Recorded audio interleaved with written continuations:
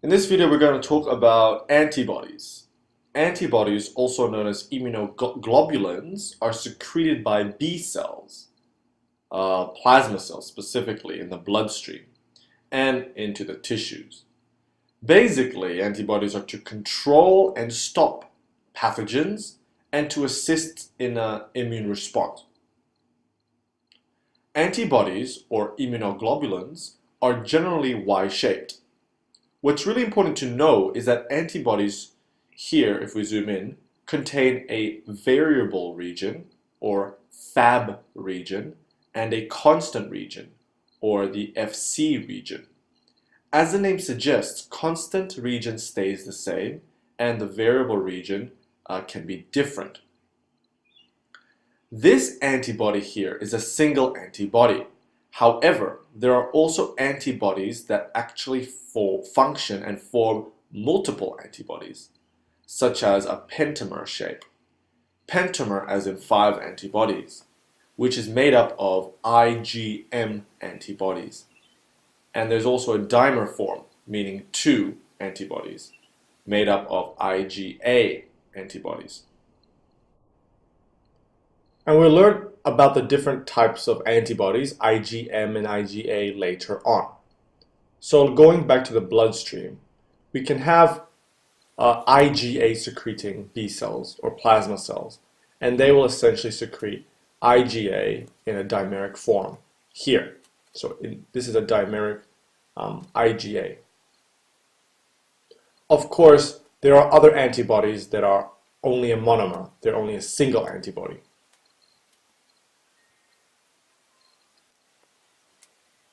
So let's zoom again into this monomer and learn a bit more about the shape. Let's have a closer look. Because antibodies are protein, antibodies have a terminal with a termination ending in an amine group, and then a C-terminal termination with a carboxyl group at the other end. And also remember about antibodies, this region here is the variable region, which will bind onto antigens, which will bind onto molecules of a pathogen. Now, the variable region is also known as the Fab portion of the antibody. And then on the bottom bit, you have the constant region. And the constant region will determine what isotope the antibody is. Isotope meaning what class the antibody will be in. And we'll learn about the different classes, the different isotopes later. The constant region is also known as the Fc portion of the antibody. Try to remember these terminologies. So again, we're going to zoom into the same antibody here. It'll be exactly the same as the one on the left, but we'll look at different components of it. So the immunoglobulins, which is the antibody, exists as 4 chains held together by disulfide bonds. So this here, this is the disulfide bonds.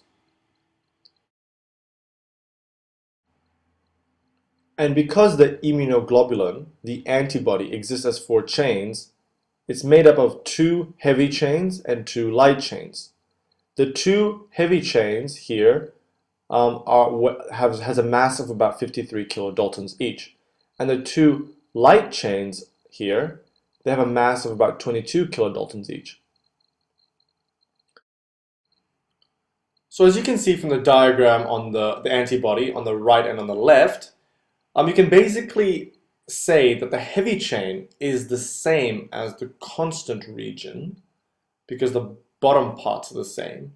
So the heavy chain can also determine the isotope of the immunoglobulin, the class of the immunoglobulin. And remember, when I mean immunoglobulin, I basically mean antibody. And now you might think there are millions of classes, but there are actually 5 immunoglobulin classes. These are IgM, IgD, IgG, IgE, and IgA. And they have differences, obviously. They can also be designated a Greek symbol based on what class they are, which is mu for IgM, delta for IgD, gamma for IgG, epsilon for IgE and alpha for IgA. And again, because I mentioned earlier, the heavy chain is within the constant region, we can safely say that the heavy chain also determines what isotope or what class the immunoglobulin will be in. So that was for the heavy chain and the constant region. What about the light chain? Well, the light chains of the antibody can either be kappa or lambda, because these are the only genes involved in basically making the light chain. So light chains, kappa and lambda. So just a quick test. If this antibody were kappa gamma, what is it? Like what class of antibody is it? Well, kappa will imply the light chain is kappa, and the constant region or heavy chain is IgG, because IgG, if you remember, is designated the Greek symbol gamma. Similarly, if this antibody were lambda gamma, it is the lambda that is a light chain, with the constant region, the heavy chain, being IgG. Okay, to make this even just a bit more confusing, there are subclasses that can exist within certain isotopes. For example, the isotope IgG has 4 subclasses: IgG1, IgG2, IgG3, and IgG4.